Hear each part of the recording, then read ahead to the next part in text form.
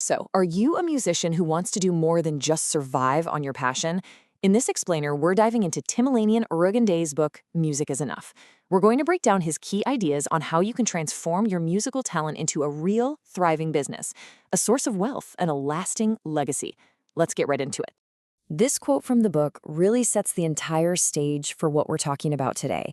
It's a call to see your music as more than just an art form to be shared, but as a powerful asset. It's all about shifting your perspective from just creating to actively creating opportunity. Okay, so where do we start? The book makes it crystal clear that the first, most critical step isn't about learning a new instrument or some fancy production technique.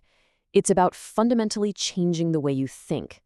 Now, what's so powerful about this slide is how it boils everything down to one simple change in the questions you ask yourself. The gift mindset on the left, it's beautiful, but it's passive, right? It just kind of waits for money to maybe show up. But the business mindset on the right, it's active. It asks, how can I package this? How can I find clients?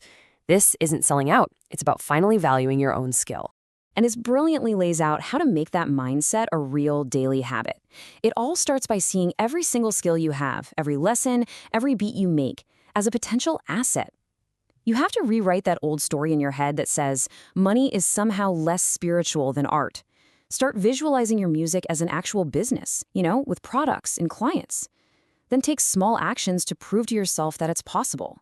And you just do it every single day until thriving feels way more natural than just getting by. So now that we've got the mindset sorted, let's look at the actual landscape. The book argues that once you have the right mindset, you start to see the music industry for what it really is, this vast, interconnected economy. It is so much bigger than just being up on a stage. This iceberg visual is just the perfect metaphor. See, most musicians are only focused on what they can see, right? The performance. But the author's point is that the vast majority of opportunities, the real sustainable income, is all lying right there beneath the surface. And here is that hidden ecosystem all laid out. It's not just about performance.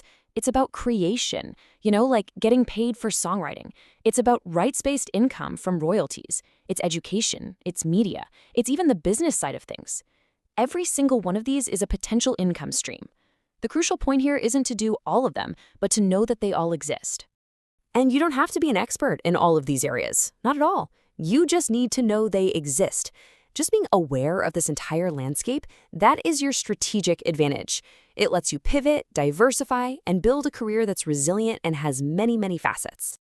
Okay, so we've got the mindset and we understand the ecosystem. Now for the most practical part. How do we take the skills we already have and package them into assets that people will actually pay for? This is the question that separates the hobbyist from the professional. It's not about being more talented, it's about being more clear. An unpackaged skill feels like a favor you're doing for a friend. A packaged skill feels like a professional service. This table explains it perfectly. Just look at the difference. I make beats is vague, but a radio-ready song production package, that describes a specific outcome. It solves a real problem. Keyboard lessons is a commodity. A beginner worship keyboard program is a structured solution with a super clear audience. Packaging gives your skill clarity, and clarity communicates value. And here it is, the ultimate goal of packaging. Digital products. This is how you completely break the link between your time and your income.